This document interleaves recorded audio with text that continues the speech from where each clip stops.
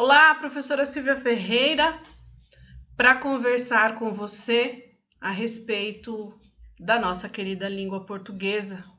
Como estudar língua portuguesa, especificamente para o concurso de escrevente técnico judiciário de 2021. Não são poucas as lamúrias que ouço sobre a dificuldade dessa matéria. O que eu falo é treino constante, sempre. Não dá para a gente descuidar. Todo concurso tem língua portuguesa e ele tem sempre um peso significativo nas provas. Você já deve ter visto essa tabela, o professor Alessandro deve ter comentado, discorrido a respeito dela, mas vale frisar. A gente tem 24 questões de língua portuguesa. Se considerarmos que direito você tem 40 e conhecimentos gerais 36, então só a língua portuguesa isolada tem um peso significativo. A gente sabe que a gente precisa tirar pelo menos 5, né, numa escala de 1 a 10, acertar 50% de cada bloco.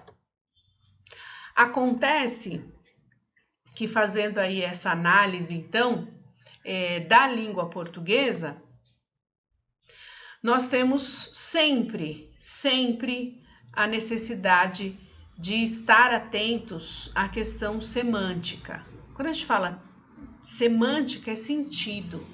É aquilo que você lê e observa que dentro do campo semântico, dentro daquele contexto, o texto está me passando determinadas informações. O texto é uma unidade de sentidos, ele só fala sobre um assunto.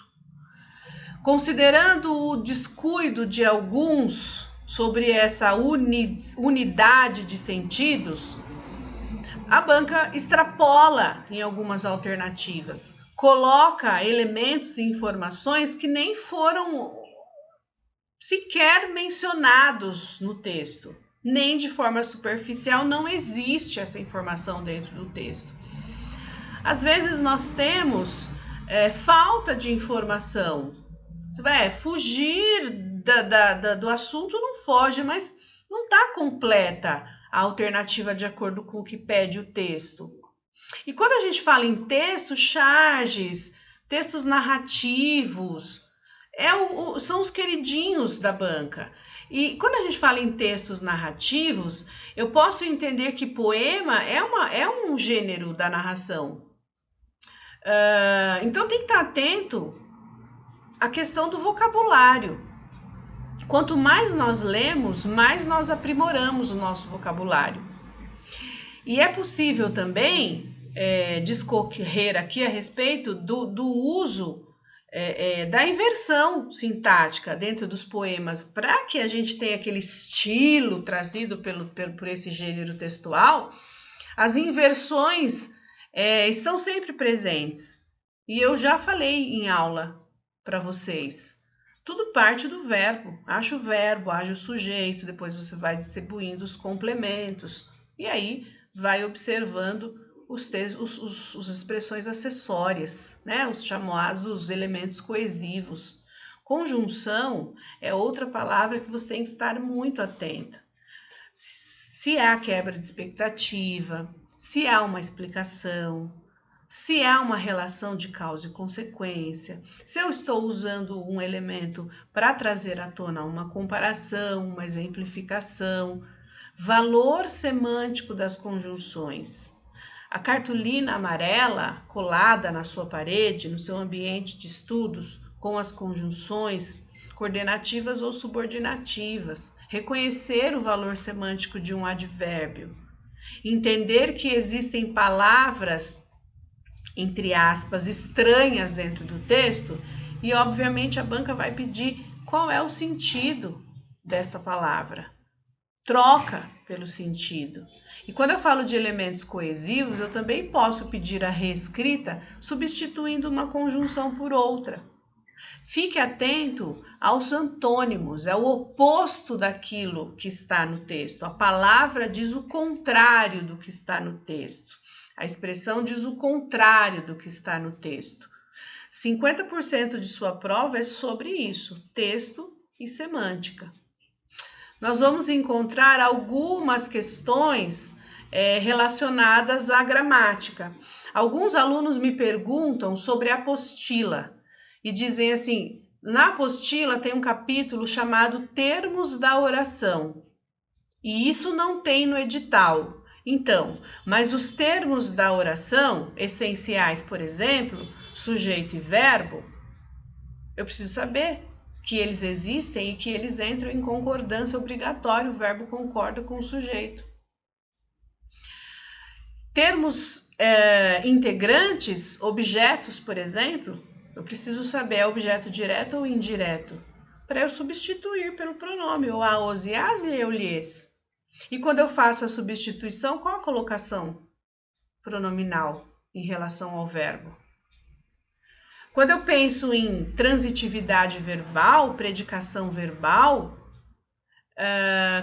o verbo é transitivo indireto, a preposição é a, vai crase ou não vai crase?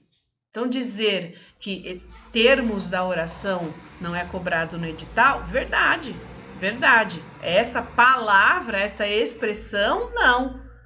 Mas se você não souber o mínimo de análise sintática, você não vai conseguir resolver boa parte das questões gramaticais. Pontuação sempre tem uma questão, uso da vírgula principalmente. Não se separam elementos. E aí, mais uma vez, ó, você precisa saber quais são os termos da oração para você saber quais são os termos em que posso colocar a vírgula.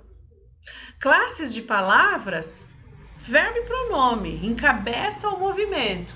Pronomes relativos, pronomes indefinidos para efeito de colocação pronominal, pronomes, função de pronomes, objeto direto e indireto, complemento nominal, aquele pronome que denota uma ideia de posse é o cujo e o lhe. Os pronomes que denotam a ideia de reciprocidade estão presentes na oração reflexiva, na voz reflexiva, verbal.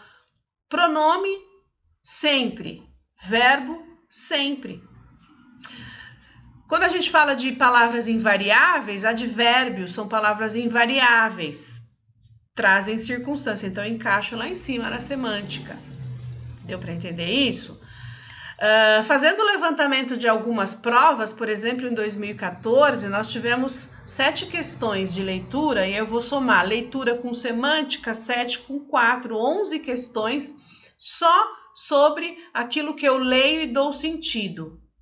Vou aumentar mais uma, né? 12 questões, porque eu tenho relação de causa e consequência. 7, 4, 11, mais uma aqui de relação de causa e consequência, 12 questões. Metade da prova.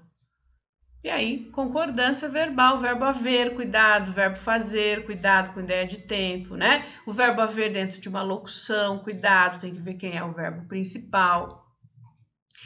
O ser apassivador, o ser índice de indeterminação do sujeito. Regência é a relação que se estabelece entre o verbo e o complemento com a preposição adequada, né? Eu preciso de. Regência do verbo é eu preciso de. Quem precisa, precisa de algo. Então tá, eu preciso com, eu preciso por. Erro de regência. Pronome relativo, ele inicia orações adjetivas e quando a gente tem dentro da oração adjetiva a preposição, a gente joga para antes do pronome. Então, o livro de que gosto, a pessoa com quem falo, os caminhos por que ando, são exemplos. Crase, uma questão, né? Crase é preposição mais artigo a ou o início de um pronome demonstrativo a. Resumindo, crase é a junção de sons idênticos. Classe de palavras, você tem aí, vamos inverter a ordem, substantivo e adjetivo. Mudou o sentido? Em alguns casos, sim. Homem pobre, pobre homem, né? Resposta alguma, alguma resposta. Entende a mudança de sentido? Então, eu posso entender que essa 7 jogaria lá para cima também. Colocação pronominal, você tem que reconhecer as palavras atrativas, reconhecer um verbo no particípio, porque é a pegadinha da banca, né? Colocar o pronome grampeado ali no particípio. Linguagem figurada sempre tem. Linguagem figurada é aquela expressão que não dá para ser levada ao pé da letra. Coração de pedra, rios de lágrima, morrer de rir, pisar em ovos, esta pessoa é uma flor, o mundo é um mar de rosas, tá vendo? Normalmente a gente usa metáfora ali. A reescrita, ela é perigosa, mas a gente ainda tem essa tranquilidade de a banca, quando pede para a gente reescrever, ela não coloca 230 assuntos. Ela pede para você reescrever e aí o erro na reescrita é um verbo, é a colocação de um pronome, é o uso do sinal indicativo de crase. Fique atento a isso. Reescrita, também preciso pensar que ao reescrever eu tenho necessariamente que manter o sentido. E depois a gente tem aí a colocação do elemento referencial. O pronome substitui um termo. A que termo faço referência? Está lá em cima esse termo. Preciso localizar. Em 2015, nós já tivemos 8 questões de texto e 3 com relação à semântica. Então, aqui a gente já tem 11 questões, né? 11 questões. Se eu for considerar a reescrita também com preservação de sentido, são 13 questões, né? Concordância 2, regência 1, crase 1, classe de palavras 2, pontuação 1. Então, a gramática, ela é sempre 50%. Aquilo que você vê em gramática é metade da prova. Na de 2017, nós tivemos 8 de leitura e compreensão textual, e 3 relacionados à semântica. Depois a gente teve 3 de conjunções, então soma aí, são 14 questões. Só, considerando ali embaixo a relação entre orações, que é uma ideia da condição, estabelece-se uma relação de, também é sentido. Então, só nessa prova de 2017, 8 mais 3, né? São 14 questões, mais uma lá embaixo, 15 questões, mais da metade da prova. E aí, algumas questões de gramática. Em 2018, 9 questões de compreensão textual, mais 4 relacionadas a sentido. Se eu jogar linguagem figurada, porque é o sentido que eu estou tirando daquele trecho, vou jogar lá em cima nessa somatória. Relação entre as orações, de novo, mais uma questão. Então, reescrita, se eu buscar essa prova e tiver sem alteração de sentido, é semântica também. Mais da metade da prova. Nós temos aqui o uso da cobrança da semântica. Veja lá, questão de questão de 2018, né? 9 questões, 4 questões. Resumindo, para encerrar essa conversa, mais da metade da prova.